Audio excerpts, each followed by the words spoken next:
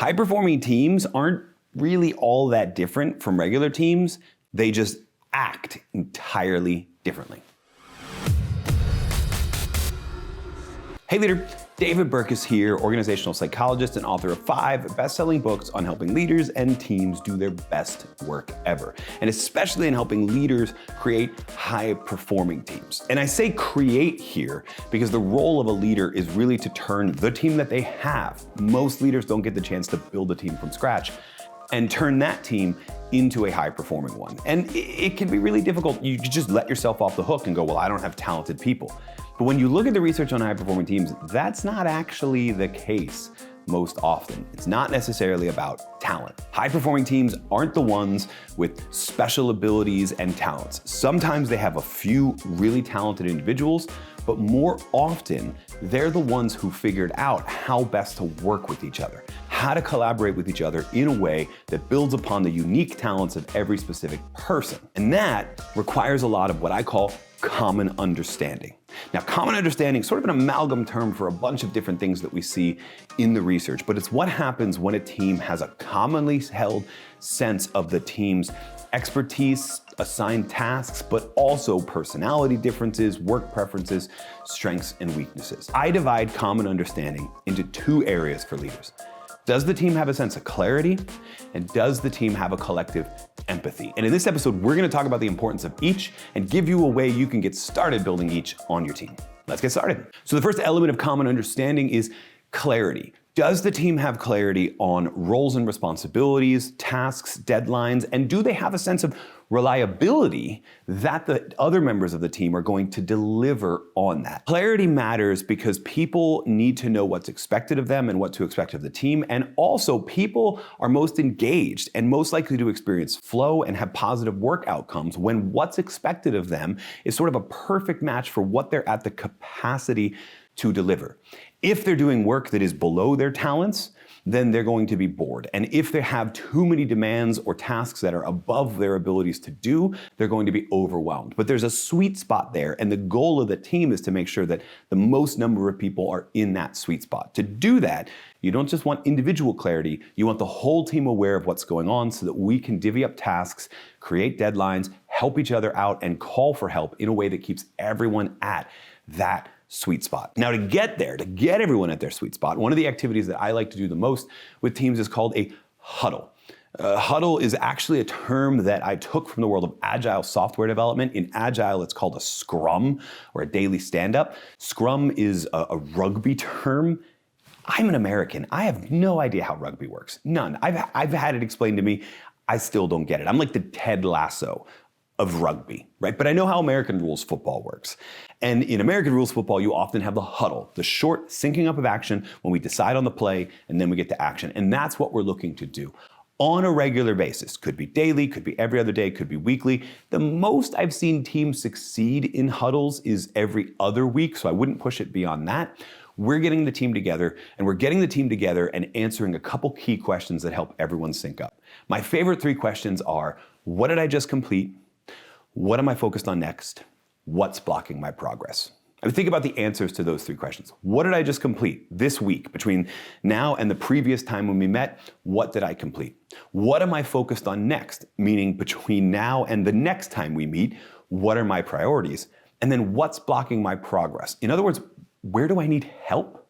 Right? Where, when I look at everything that I'm committed to doing over the next week, where do I need some support? Where am I worried about potential roadblocks? What resources am I lacking? So that everyone has a chance to answer that to everyone else. Now, that's the other important thing. This is something we hear as a whole team. This is not something your direct reports report directly to you, but something everybody is sharing with each other. Because that's going to build trust and reliability in the team over time as people see themselves committing to stuff and then the next week reporting that they checked it off.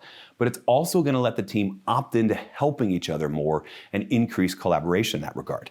Now there's a side benefit here too, which is going to let you keep tabs on people and figure out who the sort of social loafers or slackers are without feeling like a micromanager.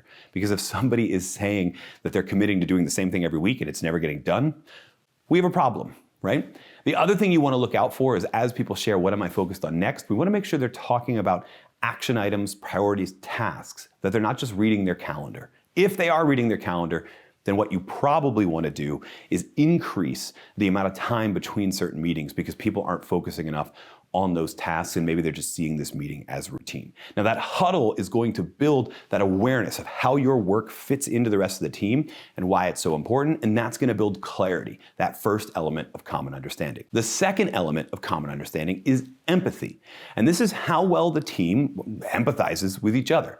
Maybe not empathy in the friendship or romantic relationship way where we feel each other's pain, but this is how well can I see things from the perspective of other people on the team.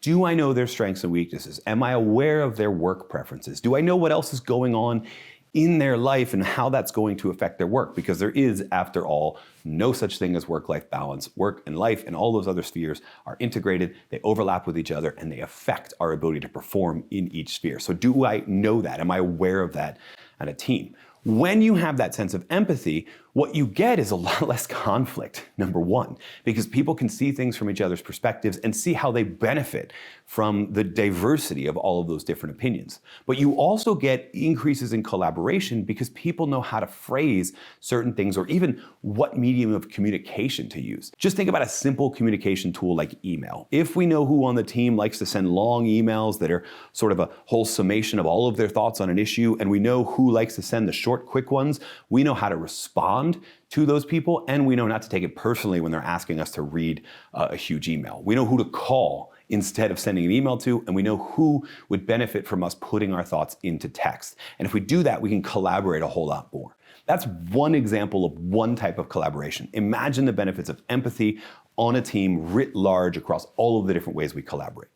Now, the best way, in my opinion, to build that sense of empathy on a team is through an activity I like to call Manual of Me, or writing teammate manuals, or user's manual to me. There's a bunch of different terms for this, but the idea is we ask each person on the team to give a presentation on themselves, right? To talk about who they are, what their work preferences are, what their strengths and weaknesses are, and what they need from the team, and give that out to the team.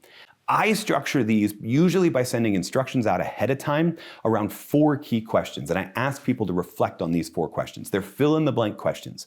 I'm at my best when blank. I'm at my worst when blank.